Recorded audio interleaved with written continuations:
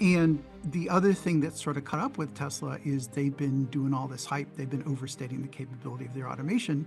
And it's interesting because when you hear them talk to investors and you talk to the public, they're, oh, yeah, this stuff. What was one of the things that came out in the trial? If a UFO dropped down in the road, it would see it and stop. And in this case, it did not stop.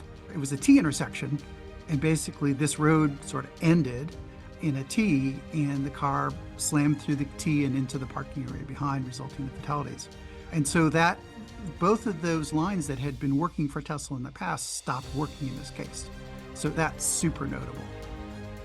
The person that I know you know well and is well regarded was an expert for plaintiffs. She goes by Missy Cummings, and she was a professor at Duke and now at George Mason, and did its stint at NHTSA, National Highway Transportation Safety Administration. She said that this system was fundamentally flawed. And the biggest point about the system being fundamentally flawed was this car should never have been used in, I'll call it the roadway, but the operational domain. So, Phil, if you could explain what an ODD is.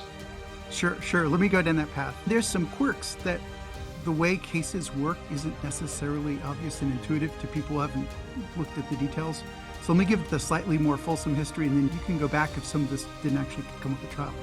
Back after the Josh Brown fatality, so that was where there was a tractor-trailer crossing a road and a Tesla on Autopilot underran it. It was a fatality. NTSB, National Transportation Safety Board, came out with a report that had a couple recommendations for this technology, and one of them was that the technology is not intended to be used on streets with cross traffic. So loosely, limited access highway is the only place supposed to use it.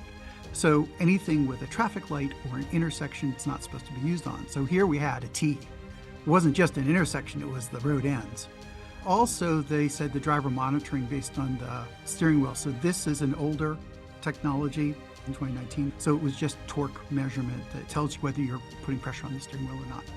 And they said that that was inadequate driver monitoring as implemented back then. I don't know on this model, but back then in that crash, the driver had gone 6 minutes without touching the steering wheel and the car was perfectly happy. Waited 6 minutes to remind them, by the way, you're not paying attention. And so they said those two things have to be fixed. Then we later saw a recall from NHTSA, National Highway Traffic Safety Administration, saying those two things were a problem with Teslas. And I think that did come up with trial. And Tesla, in the materials, Tesla stipulated, so they agreed without having to argue it in the courtroom, that, by the way, we could have fixed that stuff, but we chose not to. So operational design domain, ODD, is when you design these, you have a model of the world, and it's supposed to be safe as long as you're in the model of the world. But if you exclude things like intersections are outside your ODD. But the rub here is this system is happy to let itself be turned on even when it's outside its ODD. You're not supposed to drive on roads with intersections, but yeah, I'll turn it on, it's fine, no problem. And then people sort of get seduced into trusting it. Well, it lets itself be turned on, it seems to work, it must be okay. And it's not okay.